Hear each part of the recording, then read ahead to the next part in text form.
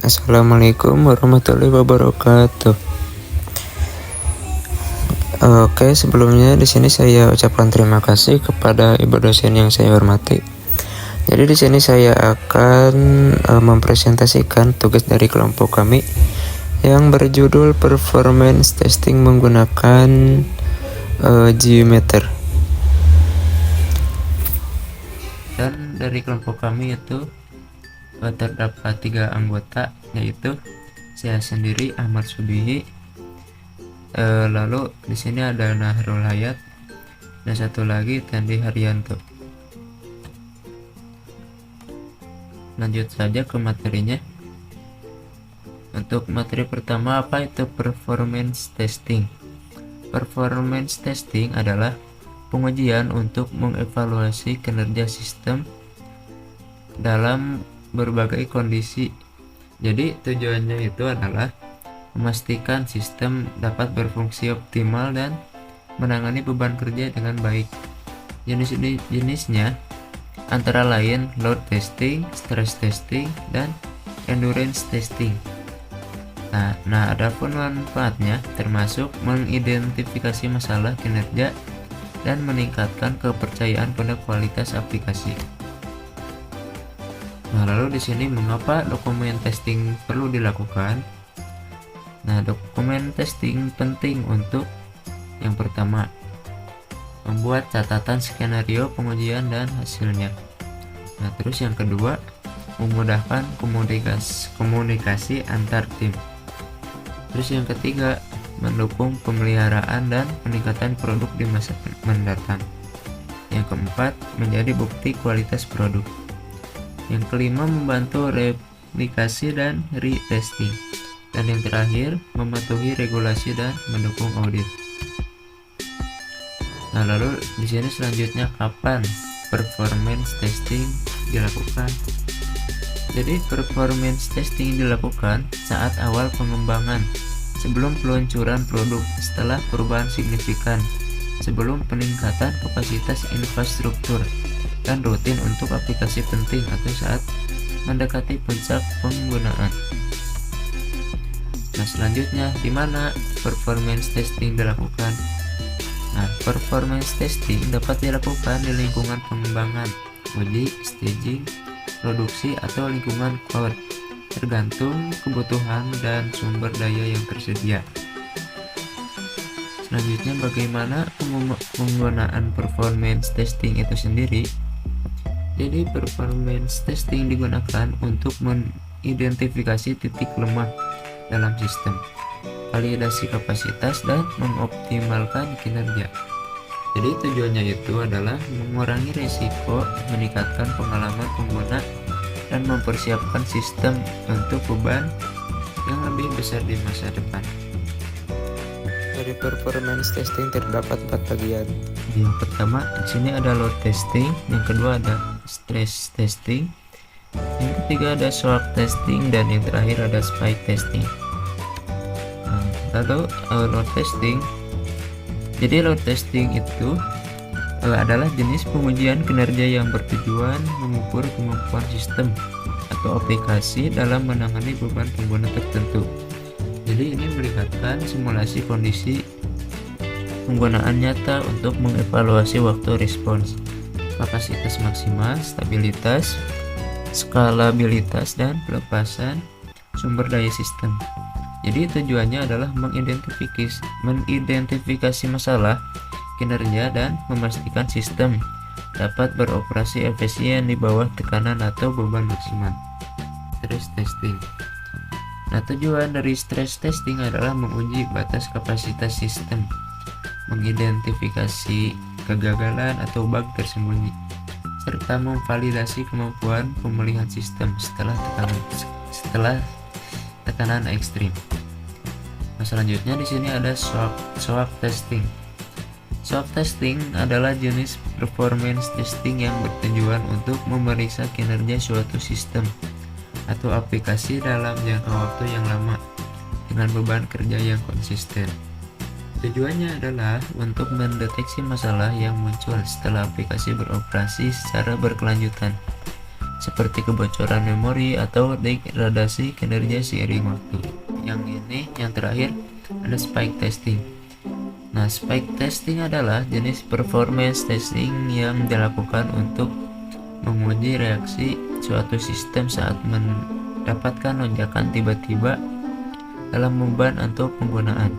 Jadi tujuannya adalah untuk menilai kestabilan sistem dalam menghadapi kenaikan lalu lintas yang cepat dan tiba-tiba, seperti yang mungkin terjadi saat peluncuran produk atau promosi besar. Oke, materi tersebut sudah disampaikan, dan langsung aja kesimpulannya. Jadi performance testing menggunakan Gmeter adalah proses pengujian untuk menilai kinerja dan keandalan suatu aplikasi atau sistem dengan menggunakan alat pengujian open source bernama Apache Gmeter. Tujuannya adalah untuk mengukur responsivitas, kapasitas, dan kinerja aplikasi di bawah beban kerja yang berbeda, memungkinkan pengembang dan tester untuk mengidentifikasi dan menyelesaikan masalah kinerja sebelum peluncuran produk.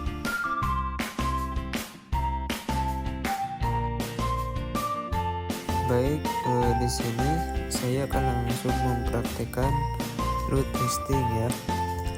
Jadi pertama-tama untuk load testing, pertama-tama kita klik file, add threads dan threads group. Nah, setelah itu kita di sini bisa mengubah number of threads-nya, lalu bisa mengubah second-nya, lalu loop-nya juga. Di sini saya mengubah menjadi 5 untuk users-nya. Lalu di sini saya mengubahnya satu saja.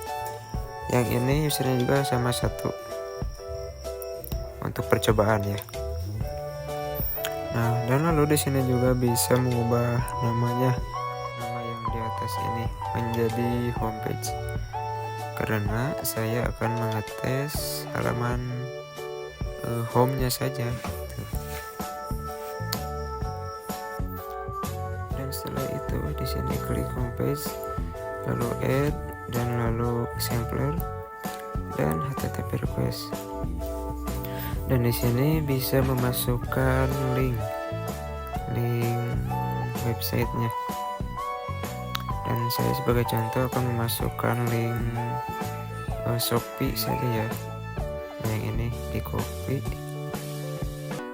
sebentar, di copy lalu masuk lagi ke Gmeter ini, lalu dipastekan di sini ya.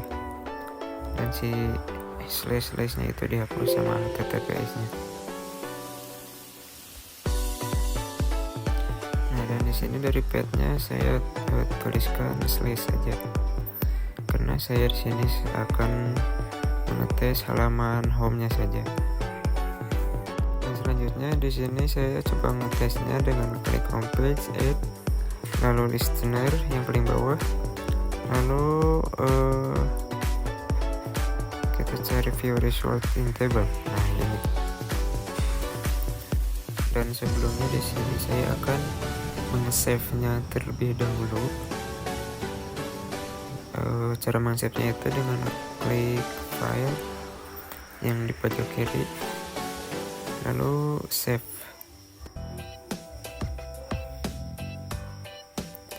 Nah, ini sudah tersave.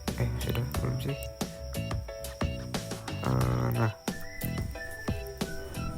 Tadi udah tersave ya. Nah, lalu selanjutnya kita langsung klik run. Nah, kita fokus pada statusnya. Jika statusnya hijau, nah berarti itu berhasil ya.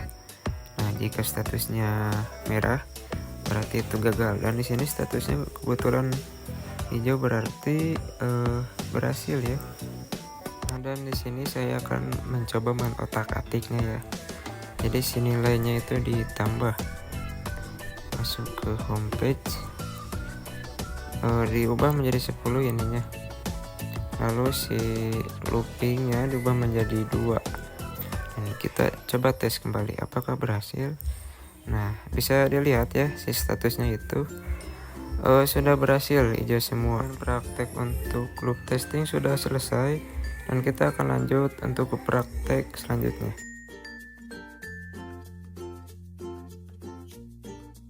Untuk praktek yang kedua yaitu stress testing. Langsung aja ke prakteknya, kita klik file lalu add threads, lalu sebentar,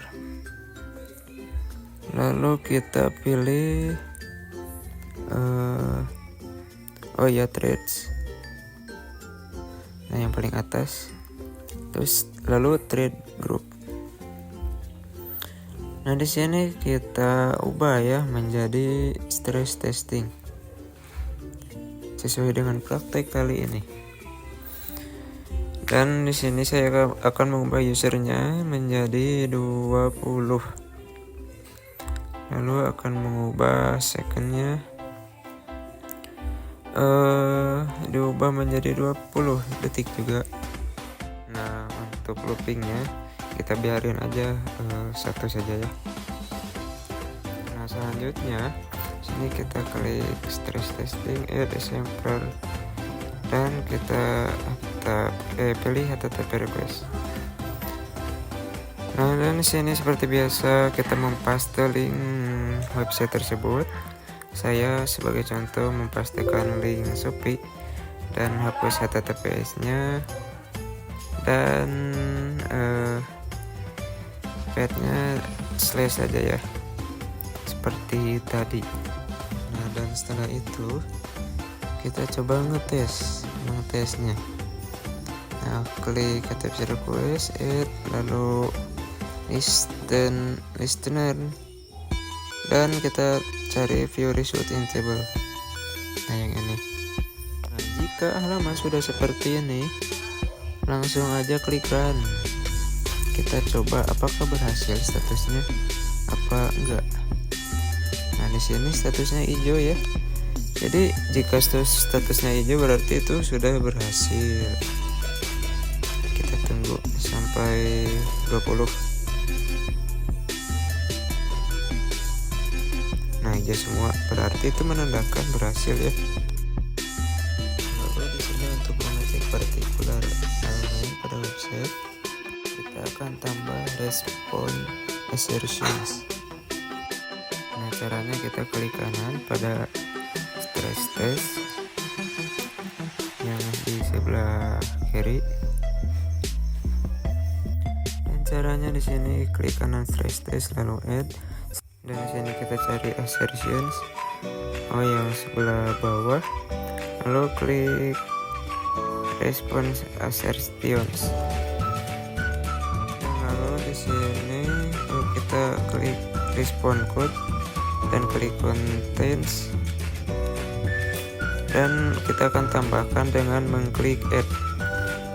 Dan di sini sebagai contoh saya akan menambahkan dengan nilai 200. Soalnya 200 itu bisa dibilang nilai default. Nah, kemudian kita coba run kembali ya.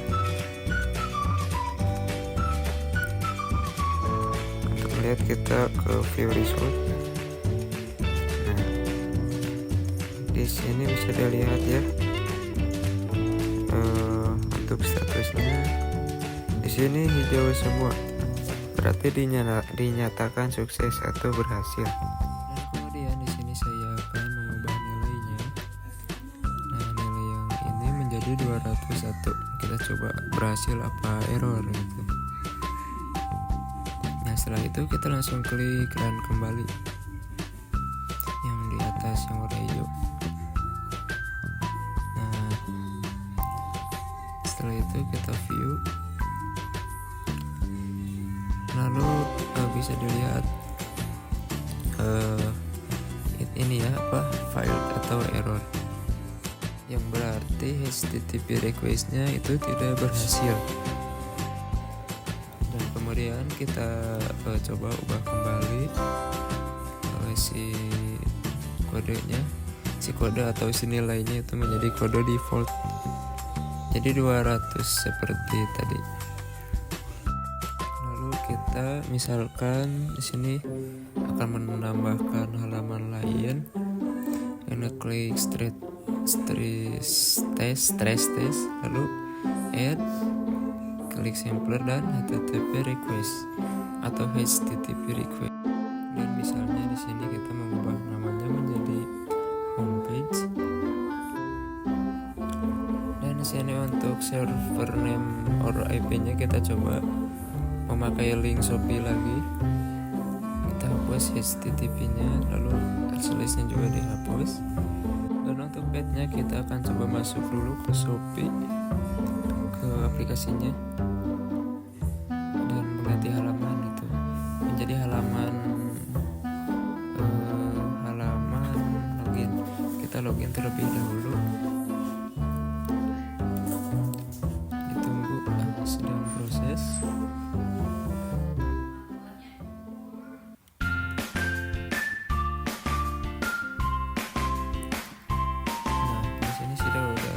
Di sini kita udah ada di halaman login. Kita copy linknya. Setelah itu kita masuk lagi ke Gmeternya. Sebentar, mana sih?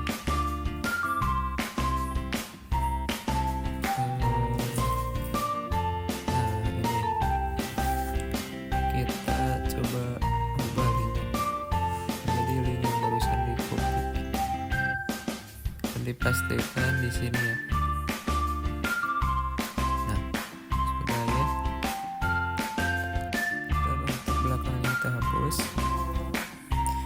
seperti ini. Dan setelah itu kita coba mengetesnya. Di listener.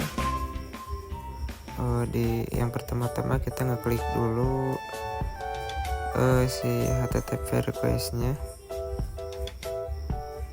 lalu klik add, listener, view result. Nah, yang ini.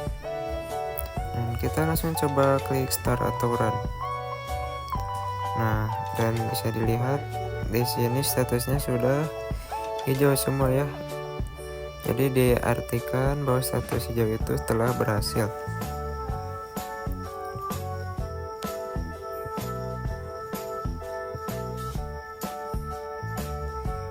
Kita lihat untuk detailnya. Street name, street test, bisa dibaca-baca aja di situ. Ya, kurang lebih seperti itu.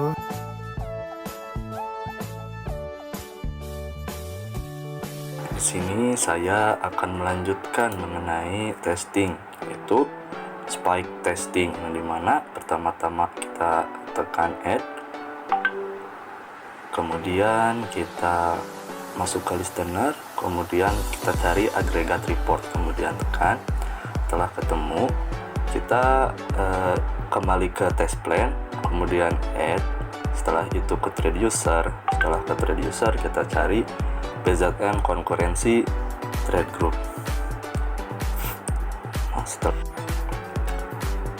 Kemudian kita isi target konkurensinya jadi 1000, ramp up time-nya 0, kemudian ramp up step count-nya 0, kemudian hold targetnya 10. Selanjutnya kita klik kanan pada BZM tadi, kita add, tambahkan sampler HTTP request, kemudian kita isi server name or IP ini. Nah, di sini kita akan mengisi shopee.co.id. Kemudian kita isi juga pathnya jadi garis miring atau slash. Kemudian kita coba startkan di agregat report, dan kita startkan.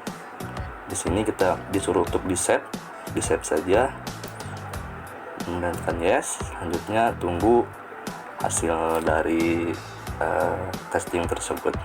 Di sini ada label sample, average, median, line, sampai ke maksimum dan terakhir sampai saved.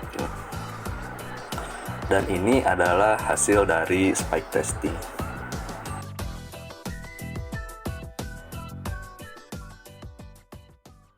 Selanjutnya saya akan presentasikan tentang shock testing atau sering disebut dengan endurance testing.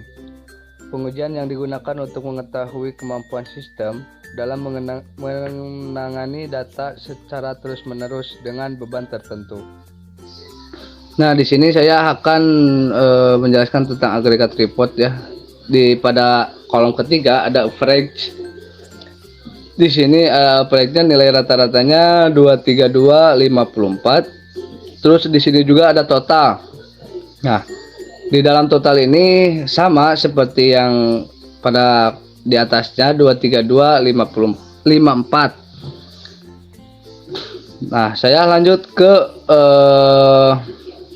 batas maksimum atau batas pemakaian di dalam sebuah website Shopee ini. Di dalam sebuah website Shopee ini terdapat nilai yang cukup besar, sehingga di dalam website Shopee ini nilainya 78679 dengan total yang sama seperti yang di atas 78679. Lalu di sini ada errornya juga. Nah, ini errornya juga cukup besar ya, karena 60,70%. Untuk sebuah sistem website Shopee ini cukup besar karena di batas maksimum jumlah pemakaian hampir sama dengan 70 ribuan, 70 ribu lebih lah, hampir 80 ribu pemakaian. Makanya di sini terdapat error yang cukup besar. Jadi di dalam average report ini errornya cukup besar, tetapi menurut saya tidak apa-apa karena masih bisa digunakan. Mungkin cukup sekian dari saya. Mohon maaf apabila ada kesalahan. Wabillahi taufiq wa hidayah. Wassalamualaikum warahmatullahi wabarakatuh.